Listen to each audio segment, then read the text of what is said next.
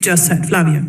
What is important to me is how I see these institutions, which is precisely that they are kind of the essence of values which we share here in Europe, which, have been consolidated in these institutions. And that's why I also think they are so strong and they're so relevant, and we should refer to them and see them as this set of values. They still are, but now found in rule of law and the setup of laws. So that's what I think is so important about this whole idea of institutions, because it's precisely nothing that is politicized that much. The only experience I made, also in Switzerland practically, is that the right-wing populists, they really attack these institutions. Can you give examples to make it a bit more concrete, maybe, for Douglas? So, for example, there was this one law, the right-wing populists wanted to expel criminal foreigners for even minor offenses of law, like driving 2 times too fast within 10 years, which can happen to anybody living in a country, right?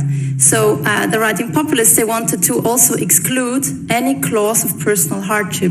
So, for example, and you must know in Switzerland, 25% of the inhabitants of the country, they don't have a Swiss passport, but most of them, they have lived in the 2nd or 3rd generation in our country, so they don't really have any ties to where they have their nationality from, but still they would have been expelled out of the country for even minor infractions of law. So we said we don't want this to happen. That's just arbitrary. Anybody could be expelled for these infractions of law. So we said we need to give the right to a judge this space of just the principle of proportionality, to look at the individual case and say, hey, this person has a family here, he has a wife, he has to pay for this family, we cannot just expel him out of the country. And this would no longer have been possible if the law of the right-wing populists was accepted. So we just made this really, really simple case by saying we don't want to live in such a country. And that was very successful.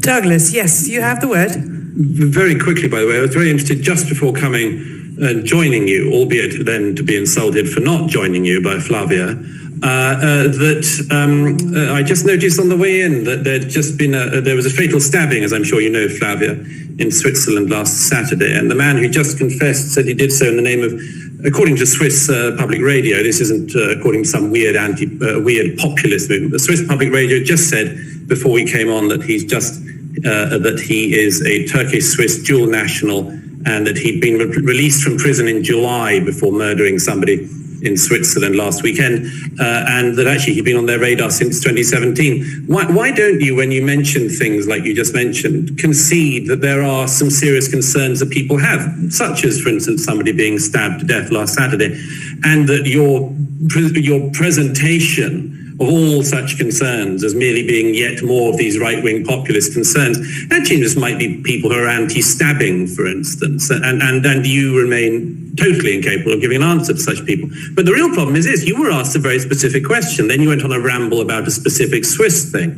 That wasn't the question you were asked. You were asked to provide some meat to the question of what you're talking about when you're talking endlessly about institutions. Which institutions are you talking about, you were asked, and you didn't answer. You started talking about a Swiss campaign. I come back to it. What are the institutions, and are all institutions, once they're created, endlessly virtuous, or is there ever a time, in your view, that an institution can go bad, and that it's quite right to point out that it's gone bad, for instance, when it becomes tyrannical or anti-democratic? Flavia.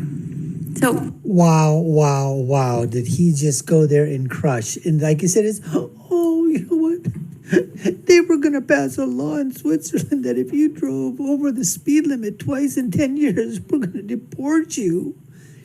And we fought back, and look, everybody understands. Everybody's got feelings. Most people have got mercy in their hearts. Most people want justice. And like you said, because 25% of the population, why in Switzerland, why 25% of the population? I didn't know this is news to me. They're 2nd, 3rd generation and they don't have a Swiss passport. Why is that? I don't know if I heard that thing correctly or not, but you were saying they have no ties to their nationality or whatever, back home.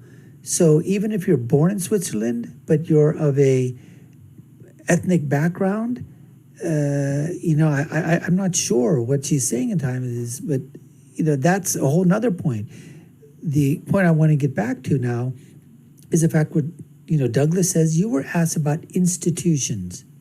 What institutions are there that you think are bad, or you think that are being taken over by populist nationalist movements? And then he basically asks her point blank, Flavia, are you basically saying that all institutions are completely good if they're only on the left, if they're only Marxist, if they're only socialist, and that's perfectly fine?